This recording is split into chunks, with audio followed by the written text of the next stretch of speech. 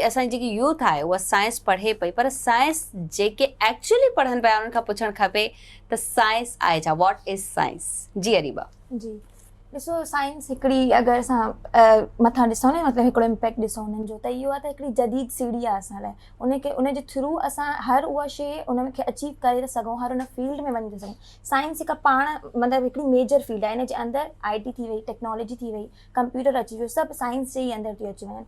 हाणे अगरि ॾिसूं त अॼु जीअं जदीद दौरु हलंदो थो हले, AI अची वई आहे, टेक्नोलॉजी वधंदी वञे, थ्रू इहे सभु साइंस जी अची वियूं अंदरि। ऐं माण्हू, अगरि असां वुमेन जी था ॻाल्हि कयूं, साइंस में जीअं टॉपिक आहे, असांजो ॾींहुं आहे, उनखे मल्हायूं था, त साइंस जे थ्रू ई अॼुकल्ह वुमेन खे इहा हर शइ ख़बर पइजी वई आहे, उन्हनि खे अवेयरनेसिस अची वियूं आहिनि। उहे साइंस खे यूज़ करे ई हर फील्ड में एंटर थी थियूं सघनि, हर फील्ड जो उन्हनि खां फ़ाइदो खणी थियूं सघनि, सोचे थियूं सघनि त मां हिन फील्ड में वञा, हीअ फील्ड मुंहिंजे लाइ बहितर आहे। साइंस उनखे इम्पैक्ट थी करे, उन्हनि खे ॿुधाए थी, उन्हनि खे लीड थी करे। बेसिकली हिकु इहो पाथवे आहे जंहिंखे यूज़ करे असां अॻे फील्डनि खे एक्सप्लोर था करे सघूं। सही। छा छोकिरियूं साइबर सिक्योरिटी में वञणु चाहिनि थियूं, या सिर्फ़ु इहा मखसूस कई वई आहे त सिर्फ़ु जेंट्स जी ही फील्ड आहे? ॾिसो, इहो ई आहे त परसेंटेज एॾो घटि थी वियो आहे वुमेन्स जो, त हो ॿी फील्ड्स खे एक्सप्लोर नथी कनि, या त हिकिड़ी डॉक्टरी या इंजीनियरिंग जी फील्ड में जी, या फिर टीचिंग में। बिल्कुलु टीचिंग में उन्हनि जो आहे त बसि लेक्चरारी जी साइड अची वञूं, डॉक्टरी जी साइड अची वञूं।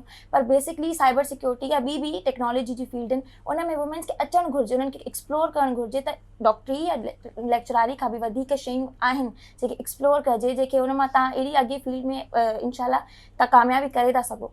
त वुमेन्स खे खपे त हे कनि एक्सप्लोर।